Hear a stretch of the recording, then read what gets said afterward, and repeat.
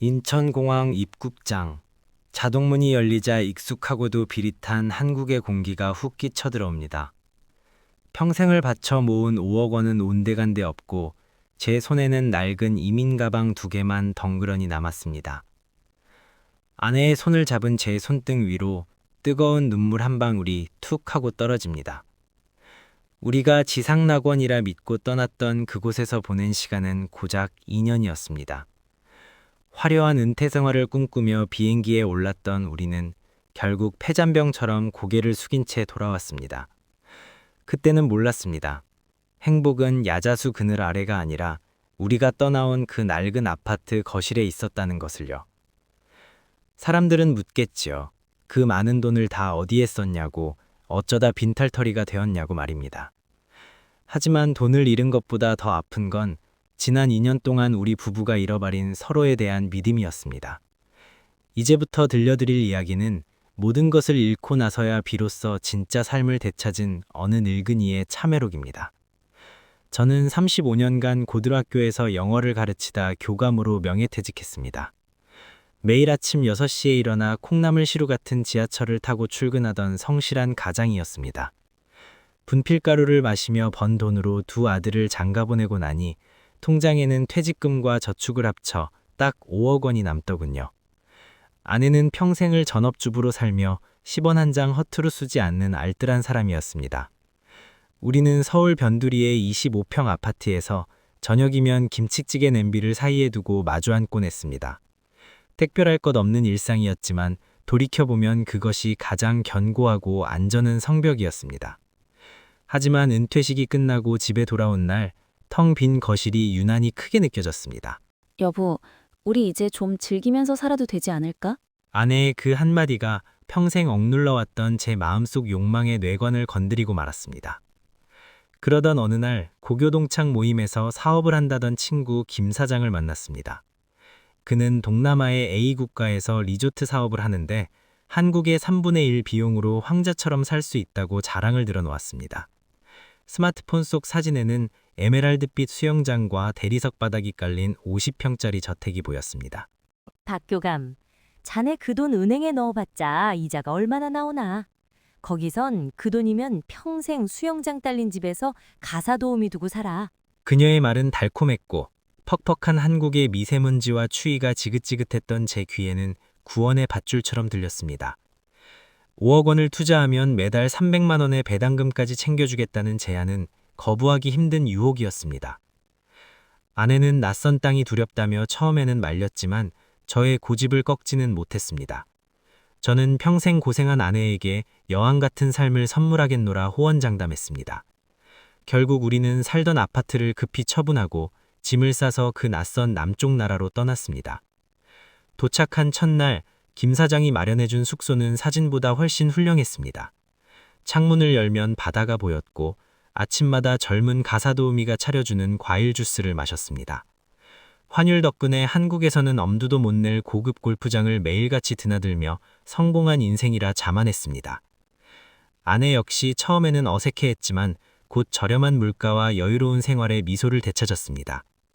우리는 매일 저녁 해변을 산책하며 진작 올 걸 그랬다며 서로의 손을 꼭 잡았습니다. 한국에 있는 친구들에게 풍경 사진을 보내며 은근히 자랑하는 재미도 쏠쏠했습니다. 통장에 첫 달 배당금 300만 원이 정확히 입금되었을 때 저는 세상을 다 가진 기분이었습니다. 이 생활이 영원할 것이라 믿었고 한국으로 돌아갈 일은 다시는 없을 거라 확신했습니다. 그때까지는 모든 것이 완벽하게 돌아가는 듯했습니다. 이민 6개월 차, 약속된 배당금 입금 날짜가 하루 이틀 밀리기 시작했습니다. 김 사장은 현지 은행 시스템 문제라며 둘러댔지만 그의 눈빛은 어딘가 불안해 보였습니다. 게다가 덥고 습한 날씨 탓에 아내는 원인 모를 피부병과 불면증에 시달리기 시작했습니다. 말이 통하지 않는 답답함은 생각보다 큰 고통이었습니다. 병원을 가도 의사와 소통이 어려워 제대로 된 처방을 받지 못했고 사소한 오해로 현지인들과 언성을 높이는 일이 잦아졌습니다. 여왕처럼 살게 해주겠다던 제 약속 달리 아내는 집안에 갇혀 한국 드라마만 보는 날이 늘어갔습니다. 여보, 김 사장 연락은 돼? 요즘 통 얼굴 보기 힘드네. 아내의 불안한 물음에 저는 짐짓 큰 소리를 쳤지만 속으로는 등줄기에 식은땀이 흘렀습니다. 김 사장의 사무실을 찾아갔을 때 굳게 닫힌 문 앞에는 독촉장이 붙어 있었습니다. 어느 날 새벽 현지 경찰이 들이닥쳐 우리가 살던 집을 비우라고 통보받았습니다. 알고 보니 김 사장은 리조트 개발 허가도 받지 않은 땅을 우리에게 팔았던 것이었습니다. 그는 이미 투자금 4억 원을 들고 잠적한 뒤였고 우리는 불법 체류자가 될 위기에 처했습니다. 하늘이 노랗게 변했고 다리에 힘이 풀려 그 자리에 주저앉아 버리고 말았습니다. 변호사를 선임하려 백방으로 뛰었지만 남은 돈 1억 원마저 수임료와 체류비로 허무하게 날아갔습니다.